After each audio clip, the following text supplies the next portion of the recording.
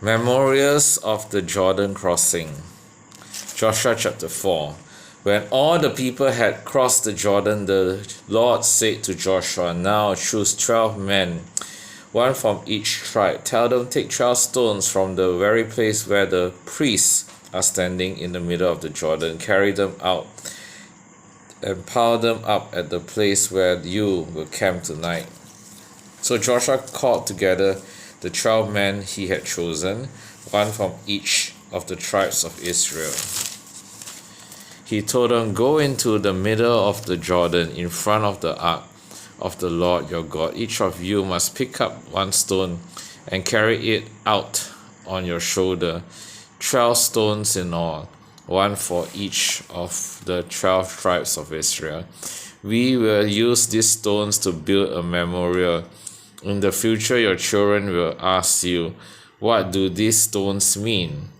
Then you can tell them, 'They remind us that the Jordan River stopped flowing when the ark of the Lord's covenant went across.'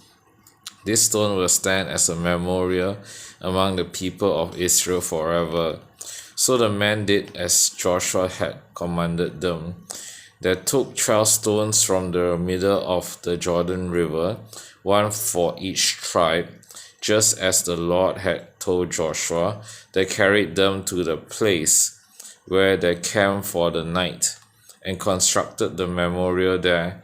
Joshua also set up another pile of 12 stones in the middle of the Jordan at that place where the priests who carried the ark of the covenant were standing, and they are there to this day.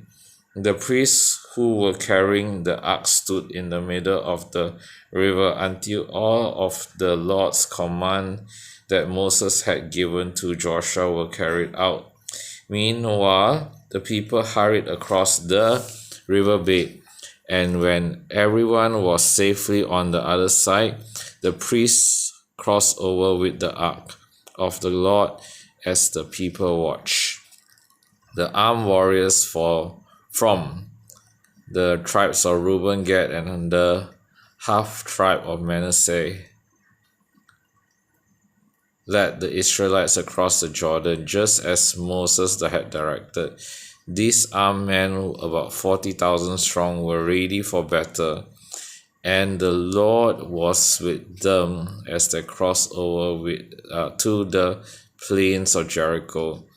That day the Lord made Joshua a great leader in the eyes of all the Israelites, and for the rest of his life they revered him as much as they had revered Moses. The Lord said to Joshua, "Command the priests carrying the ark of the covenant to come up out of the riverbed." So Joshua gave the command. As soon as the priests carrying the ark of the Lord's covenant came up out of the riverbed, and their feet were on high ground, the water from the Jordan returned and overflowed its banks as before.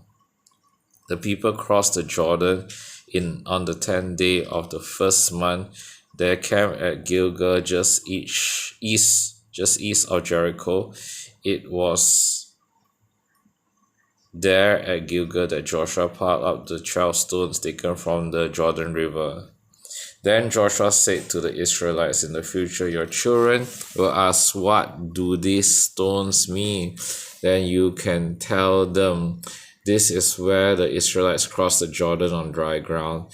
For the Lord your God dried up the river right before your eyes, and he kept it dry until you were all across, just as he did at the Red Sea. When he dried it up until we had all crossed over, he did this so all the nations of the earth might know that the Lord's hand is powerful, and so you might fear the Lord your God forever."